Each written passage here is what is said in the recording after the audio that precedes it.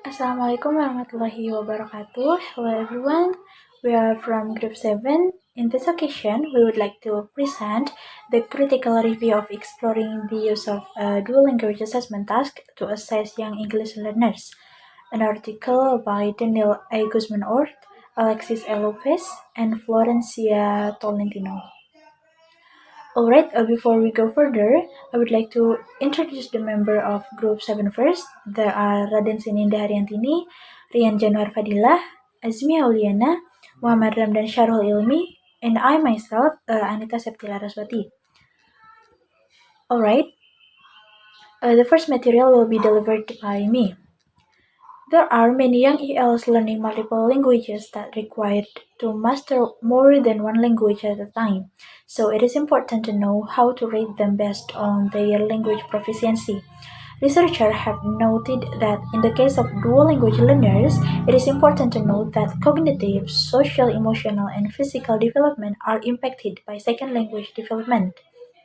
Therefore, Tabors in 2008 stated that when interpreting a child's performance, one must take the child's level of first and second language development into consideration. In this article, researchers have conducted research into the impact of a bilingual assessment task enabling young EL to use their entire cadre of linguistic resources, both language and nonverbal resources, to obtain information about their emerging language skills.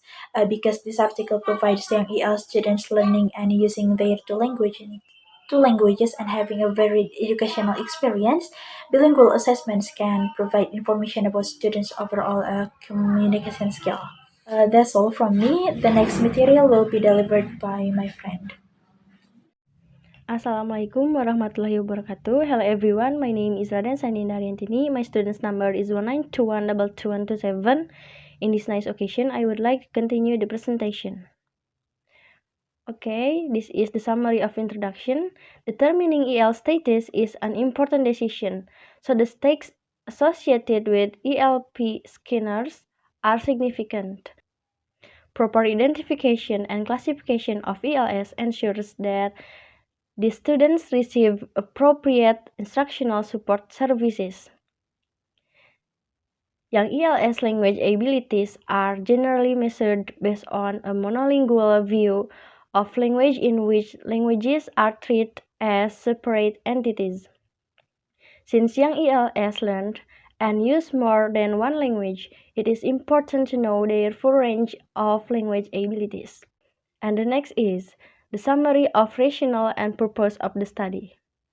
Researchers need more assessment tools that provide valid information about what young ELS know and can do, so the teachers can make more individualized instructional decisions. The following research questions guided by the study are: the first one is, how do young Spanish-speaking ELS perform on a dual language assessment task? And the second is, how do students use their language and nonverbal resources to demonstrate their cross-linguistic emergent language skills? And the last is, what information can we learn about students' cross-linguistic emergent language skills from taking the DLAT?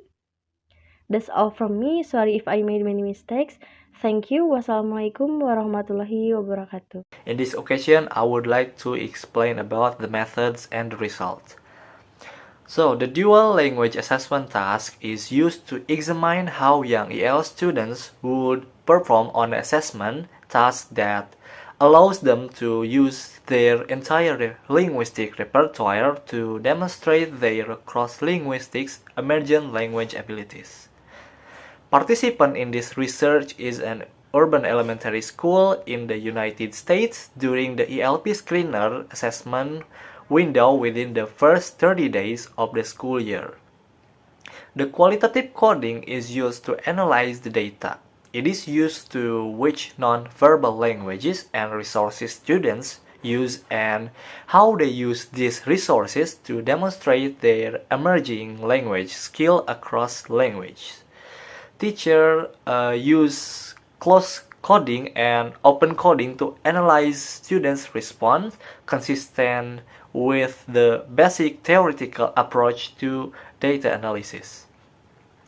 Researchers ask each student's ESL teacher to complete a school intake form to collect information about the school and completed a student's background questionnaire to collect the data. And for the results and discussion, the students' language resources went beyond simply using one language or the other. These findings suggest that when given the freedom to interact in their or both of their learned language, the 17 students use their available language resources in strategic ways depending on their communication needs and preferences. Our small sample size did not allow us to determine whether there was any clear relationship between how students use their languages and their scores on the ELP screener. I think that's all from me. Thank you for your kind attention. I'm sorry if I made a mistake. And the next material will be presented by Ramdhan. For Ramdhan, time and place is yours.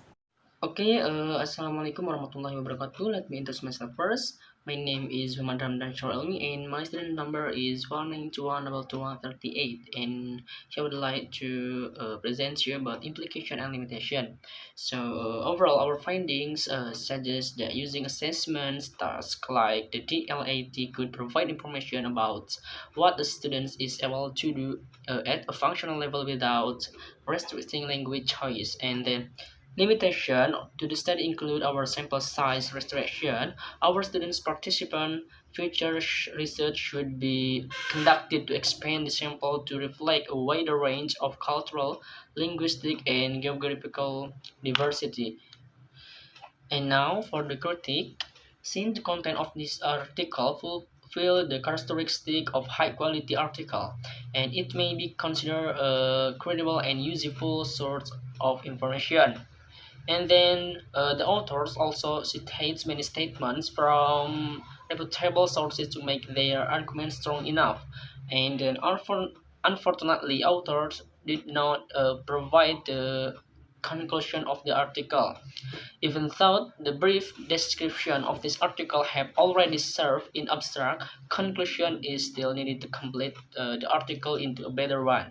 And moreover, the study in this research using limited participant without almost similar background, where if the participant come from various types of demographics, and then the results obtained will also be more numerous and varied.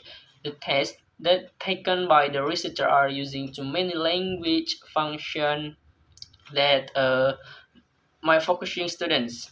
It's better if research only use one language function so that students can focus to accomplish the test and maximize the results. And overall, this article can be a good reference for English language teacher to use TLAT to assess students' abilities. And thank you. For the next material will be delivered by my friends. Thank you so much, moderator. Alright, everyone. Here, I would like to read the conclusion of this presentation. Since the contents of this article fulfill the characteristic of a high quality article, it may be considered a credible and useful source of information. In addition, some of the article's points are backed up by remarks from reputable researchers, making the arguments more credible and justifiable. However, while the article is very excellent, it still has some flaws that prevent it from being as good as it may be. For example, the approach is not discussed in depth, and the article lacks a summary. It is better if the article has a detailed explanation of the method, because it will make it better because the method is one of the important aspects of an article that can help readers understand more about the article's topic, and summary can also make the article better because it is beneficial for readers to restate or remember the article's main part of arguments. That's all from me. Back to moderator. Alright, those are our presentation about the critical review of exploring the use of a dual language assessment task to assess young English learners article. Thank you very much for your attention, and we are sorry if there are lots of mistakes in this presentation. Billahi taufiq wal hidayah. Wassalamualaikum warahmatullahi wabarakatuh.